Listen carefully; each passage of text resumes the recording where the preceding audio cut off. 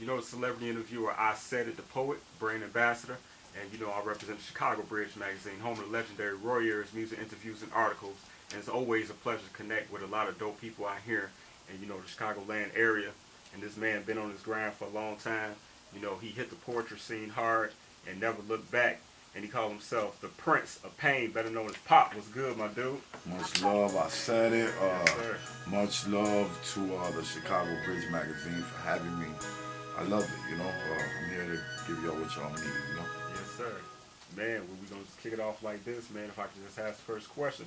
How long you been doing poetry and what inspired you to, Okay. you know, Prince of Pain? What led to that? Nice, nice.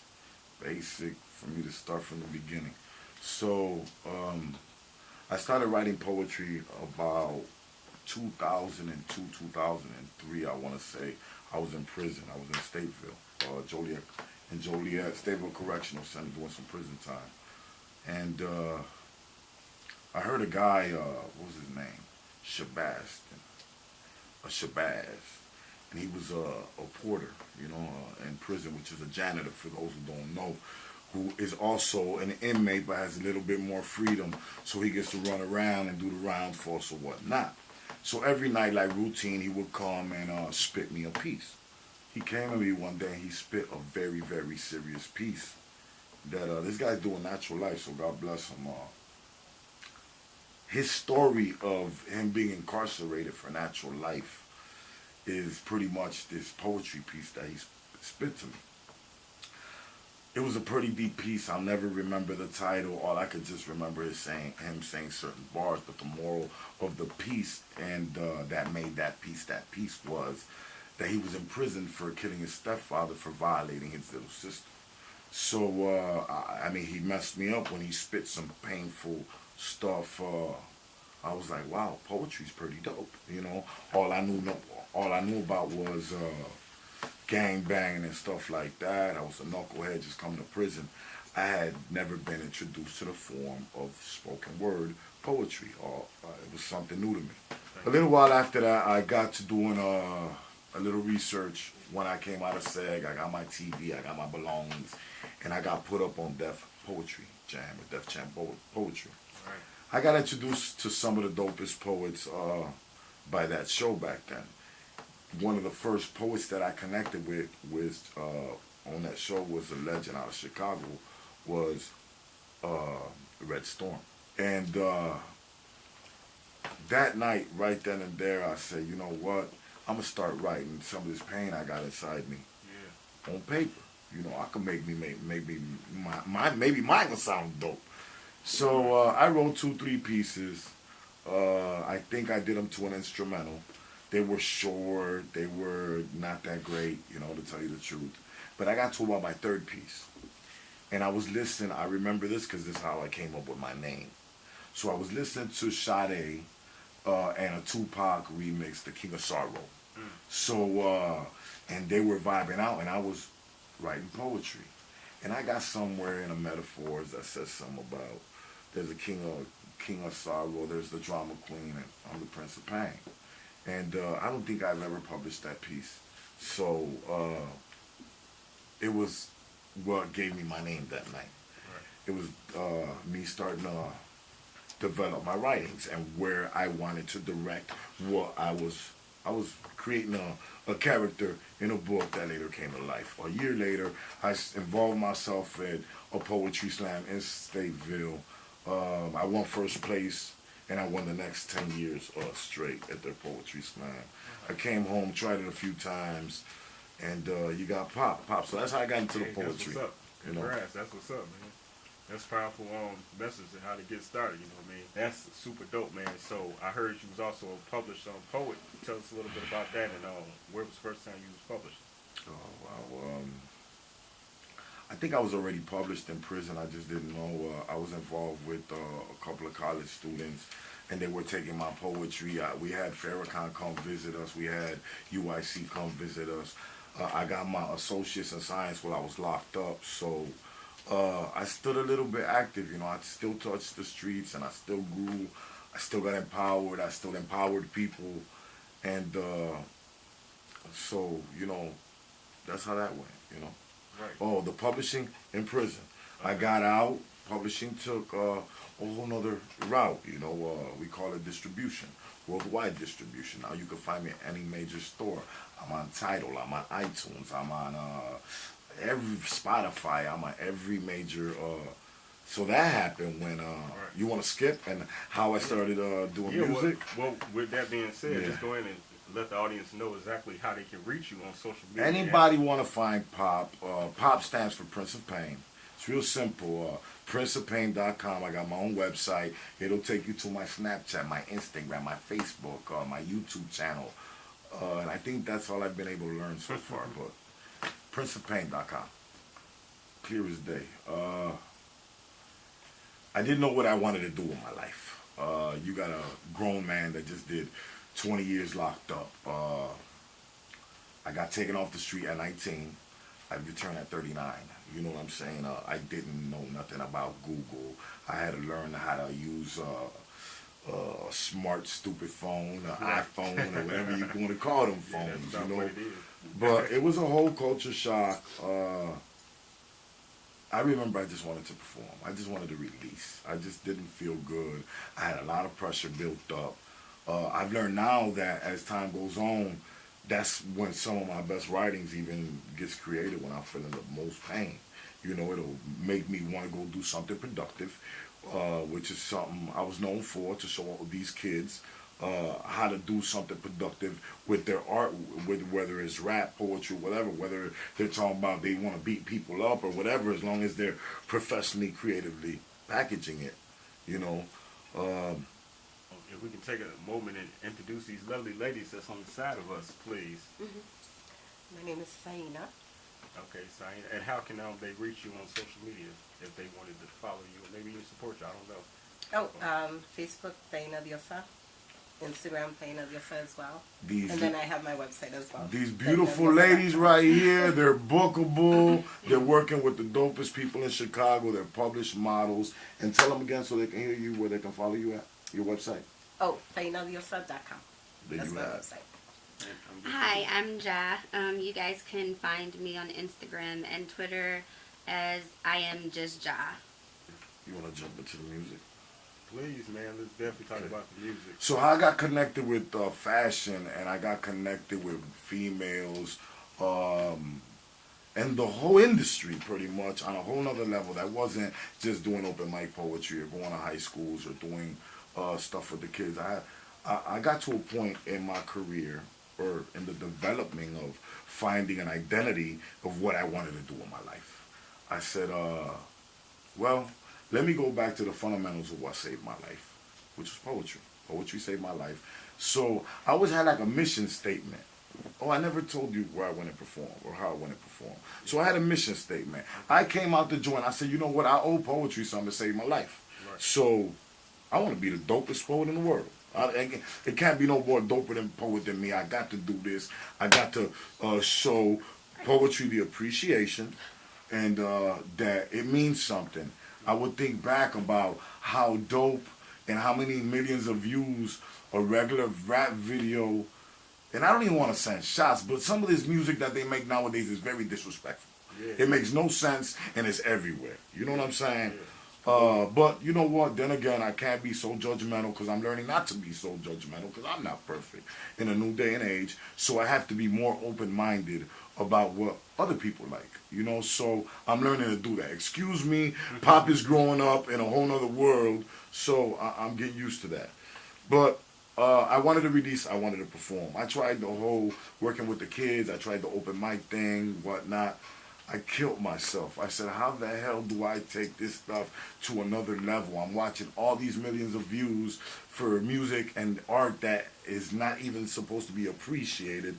How do I make this stuff? How do I become recognizable enough? Who do I go perform? Who do I go talk to? I'm crazy. I took all my dollars. I took all my money. I took all my people. I said, let's take this right. Y'all really believe in me? Let's get it.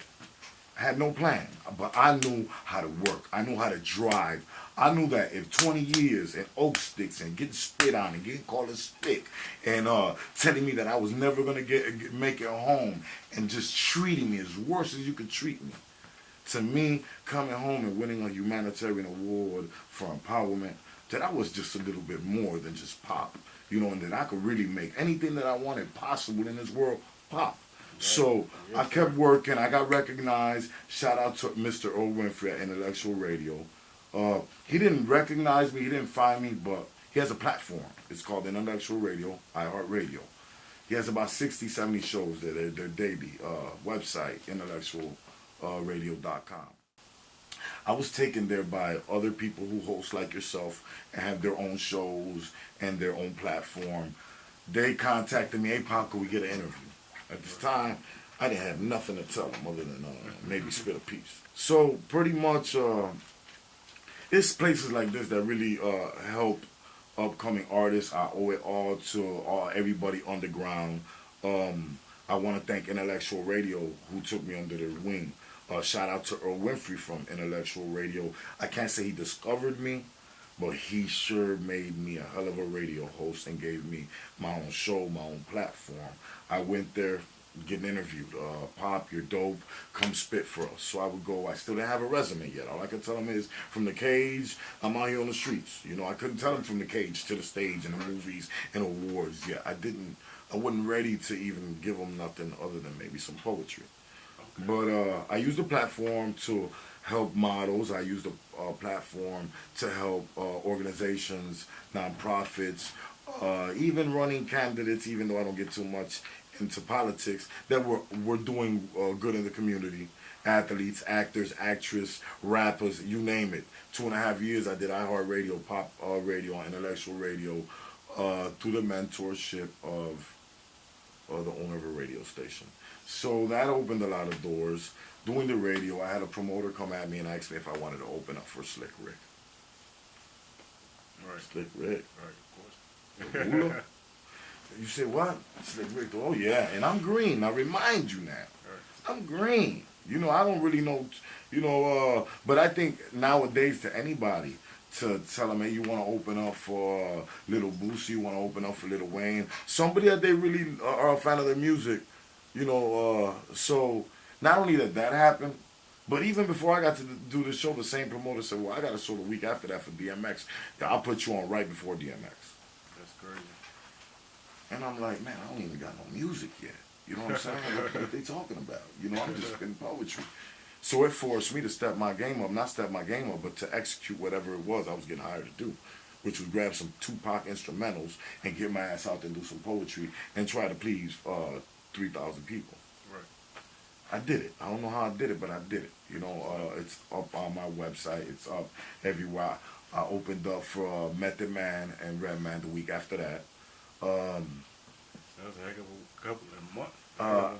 Yeah, it was a hell of a month. It was me learning, growing. I went on from there. I did Twister. I did Bone Thugs and Harmony. I did The Brat. I did 8-Ball MJG. I did Dej Loaf. I worked with everybody from Hypno Carlito, Scarface, Cuban Links, the Terror Squad, Big Pun Sunk, Chris Rivers, his daughter, Star Rios. And about another 20 names, man, that I can't even, you know, salute to everybody who's worked with Pop. It took me to opening up, man, about 30 shows. I started touring. I got called, salute to Soundman of Chicago, the director, executor of the Lick. He called me to be his plug, Mobster, the boss in part 2. Right. So I played that. That dropped last year. Go check that out. He gave me some acting experience and some credits as a star, not an extra, nothing like that. Right. Yeah. So that was an honor, you know. This year, I took off, man. I said, you know what? Only way to take poetry to the next level is by going to the next level. How else by going to the next level? Let's make some music. If I got the best of the best in the game telling me, Pop, do my intro, outro, man, why you ain't rapping? Why you ain't saucing? Right. And I mean, to tell you the truth, everybody the truth. I ain't expect to be home ever, really, to tell you the truth. I caught a blessing by even coming home. So to do even this much, to tell you that I was going to be for 2 days lost with DMX, going crazy, or on some buses, or on some trips, or some situations, or that I would get some of the phone calls that I get from some of the dopest people in the world. No, homie, I couldn't picture it or imagine it in a million years. But I'm very blessed. I don't know what's God's got ahead for me. There's days that I'm just like everybody else. how I'm gonna do the impossible. Man, I got this gig. This is $5,000 budget, but I got to be there next month. And you know, I get it done. I work just like everybody else. I'm not rich. I'm a hustler. I'm a go-getter. I wake up, I have my coffee at 5 o'clock in the morning. I go to sleep probably about 10 o'clock at night. And every day is ambition. I'm being productive, and I'm getting it. And it's opened a lot of doors. I'm getting booked. I'm getting called for opportunities all the time. This year I took off. I said I'm gonna make music. I dropped my first joint. It was Chemo Sabi. That's on Power 92 everywhere. I've been closing out all my little shows with that joint. It turns the hell up when that song come on. I really like that video too. Good Thank video. you. I really like how you represent your culture. Thank you. With the flag and everything else. Appreciate it. I dropped about 19 songs. We're on the third month of this year. I've recorded about 30 songs this year, and I've released 2 mixtapes, about 4 singles. I'm gonna slow down. I'm gonna concentrate on and do what the professionals do, which is just concentrate and push one project. I'm gonna give my fans a little remix here and there, just to on the love. I just dropped a joint this week called Bury a Snitch. Y'all, I love to talk that gangsta stuff, and I got a background with prison and stuff, so that's what I like to do. I like to flip the style. I like to talk that trap. Whatnot. Show, a message to some of the people that, go through what we go through or went through what I went through or whatnot. I did, it's called Bury a Snitch. It's a Meek Mill's remix. Check it out. It's on my YouTube. I'm working. I'm all over the radio in Chicago, Miami, New York. Thank you to Power 92. Thank you to all the DJs that have been playing my music, all the promoters that have been booking me, all the beautiful models that, jump in my projects and, that are professional. You know what I'm saying? Thank you to you for the platform, the guy behind the camera, the guy who does the editing. Everybody plays a major part, man, in what we do. Yeah. A lot more people need to support people that just come out of nowhere. It seems to me like nowadays everything's a popularity contest. And it means if I don't pay $1 million into some fake social media to look like Jay-Z, which you ain't gonna support me. Right. I'm blessed and very lucky that a lot of people do actually rock with me. Yeah. And it does bring anybody's spirits up, especially when they spending their own bag to get to the next level. Independent artist means just that. You are independent, baby. Right. Yeah, man. You gotta work for yours, and man, these numbers is definitely an illusion. It can definitely feel like, when you see a large number of followers for somebody or a person, an artist, in your mind, it seems as though this person is more famous or a person that you should network with over the person who only has 2,000 or less, type of followers. It's all an illusion, you can't believe that. If you're in Chicago, which is one of the biggest cities in the country, and you're a working artist or a working media personality or a model, anybody in the industry, who got fake numbers, who don't got fake numbers. Who's working and who ain't working. Right. Hypno Carlito, shout out to him. I gotta send him a shout out. He called me while he was in Florida. We did a project. It's called These Niggas Ain't Shit. Excuse my language, but it was pretty much just one of them joints you talk about everybody who just want to play you. All the girls who just want to, all I did was the intro, outro, and I splashed the hook. But, he's on a whole nother level. And for him to call me and say, let's collab. And for him to tell me, look, you can do it. For Cold Heart, Crucial Conflict. B-Lo, Do or Die. AK, me and AK got a joint from Do It. For them people who've been doing this for so long. Yeah. To say, Pop, you can do it. You dope. Yeah. Thank you to everyone and every single one of y'all. I appreciate all your support, all the energy y'all gave me. It'll go a long way, trust me. Yeah, shout out to Cold Heart and Wild Style from Crucial Conflict. Yeah, it's Cold Heart's birthday today. Happy birthday, Cold Heart. Happy birthday, bro. Yes. Peace. You know what I mean? Man, you covered so much and done so much. And what period of time have you accomplished all of this, man? Because I know music. Everything that you've been doing. Music, I think I shut the last. I think I dropped Chemo Sabi, I want to say maybe October, maybe, or the end of last year. That was my only first rap track. I waited to the first of the year and I dropped 2 mixtapes. Right. But that's just the music. Right. Working actively, I want to say 3.5 years.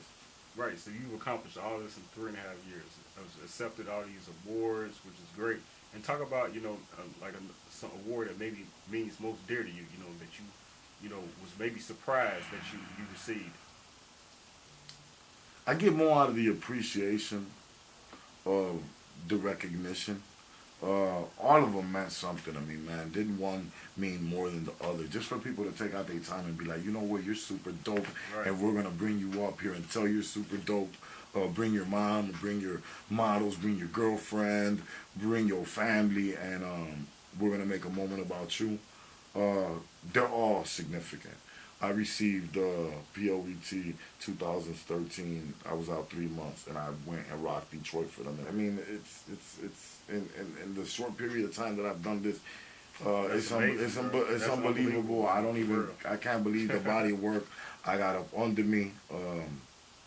Yeah, it's a trip sometimes when I look at how much I've done in a short period of time. Yeah, man, you definitely a testament of perseverance, like for real, man. You know, and I'll definitely salute that, man. You know, to do 20 years in a joint, I can't even imagine what that would feel like. You know what I mean? Or that experience, let alone to be able to have the courage to come out and attack the world where it's completely uncomfortable environment, like you said. You know what I mean? But you still found your way, made your own lane, and didn't let nothing stop you. So, man, that's real. That's real as it get, man. This You know hard work. and not go endure the path that was comfortable, that maybe you knew that got you incarcerated in the first place, but you took a whole nother path. And, you know, man, your words inspire, man, and it's love. You bro. know what? That really feels special, and especially love. not when it comes from brothers, but when it comes from dope boys that's out there taking them gambles every day. For me to look back at these brothers that's still playing their lives, be like, hey, man, Pop. Right. Well, you do it, man, you know, and because I got every opportunity Right. to jump down anytime I want to jump down, you know. Exactly. But sometimes you jump down another way. You become an entrepreneur and a smart businessman by packaging yourself instead of having to sell another package, you know. Man, can you give us a little taste of some of that hot poetry and, you know what I'm saying, some of that, the bars that you be dropping, man, that, you know, been winning you awards and getting you recognized for all these years, bro? Do you know my work? Yeah, man. Komasabi. Could you? That's a spit song. That's a Oh, song. that's a song. That's a song. Okay. You know my poetry pieces? No, actually, I don't know about heart. Which one? Do you know any titles that you've seen me win awards on? Okay. So surprises. Okay. I want to give y'all something that means something. I just don't want to spit bars. You know what I'm saying? So, I don't know. Maybe something that's relevant is going on right now in the world. You know what I mean? A lot of people protesting for, you know, about gun violence and things of that nature. You know, matter of fact, what do you feel about that? If I can get it, you know, a little choice of words. You know, when it comes to having, let me be specific. Guns. When it comes you to, too governmental. I love you. Okay. you know, how do you feel about, you know, guns being in schools and giving to teachers? You know? Here's a. I don't know about the teachers and all that, right? But since you brought up the government, Right. you know, and the guns, and Right. you know, I feel some kind of way sometimes about the government, you know. Yeah. So I remember sitting down and writing a poetry piece to the government. I say I can't help that you don't understand why I've done the things I've done. And maybe you don't watch the news, maybe you do and you're confused. Maybe watching politicians or Christian views has you misconstrued. Or you're a parent who's embarrassed by the children you've abused. You've accused me of being violent, but deep down inside you know the truth. In the streets what I've done is called surviving when you're forced to make a move. You can lose your life in seconds or wind up in prison blues. No second guessing, so you react and you adapt to those around you before they stab you in the back. Feel the dangers in the air, the stares of disrespect, so much anger, people snitching. I wish they keep their mouths in check. You'll never see me in the courtroom testifying for their state. See, I could give a damn if they drop their case. I do what I do, not even half will contemplate. And really, I don't hate them because they different. But look at stuff this way. Would you rather express myself like this or snap out someday like that white boy, Timothy McVeigh? I pray to God, but he won't listen. Pay attention, do the math. You multiply my life by 10, they cut my sins in half. And all the brothers that I buried to the times that I've been shot. Then subtract the fact that they're rich and I'm not, and tell me what you got. You got a 2-year-old. By 10, could tell the difference in the dope he sells. Could know the clip with hollow point shells. But shorty can't even spell, and them bitches wonder the meaning of rebel. They've never been through prison doors. Never been on their knees as a real prisoner of war. So don't be mad at me to some degree. It's really not my fault. Where I'm from, Humboldt Park, Chicago, you either pay the price or wind up with your body lined in chalk. But they ain't been in my position. Had to live in my conditions, not to mention all the tension that I'm a victim of the system. So don't pretend that I'm your friend. I don't depend on you to love me. And even though you know nothing of me, you think you're justified to judge me. Got more money, they've been to college, so what? Now they think they're above me. Let's keep it real. How many times they family been to bed cold or hungry? I've been taught a code of conduct. Do you seriously think I like the fucking odds I'm facing? Catching cases on a constant basis, surrounded by racists who say I got options, but won't trade places, because if they did, then they'd see the tears on a million mothers' faces. Don't listen to the words and think that they're disturbing or act like you ain't heard them. Just because they're disturbing, I'm what you call an urban. You can cuss me if you want to. You can ban me from all your stations. Write whoever you want. And vent your anger to the nation. But they'll never understand me. Because they're the rich and the poor. And see, there's more than hate that separates the roses from the thorns. More than a coincidence that me and my brothers and sisters are the ones who reform. I don't mean to question the perception of life.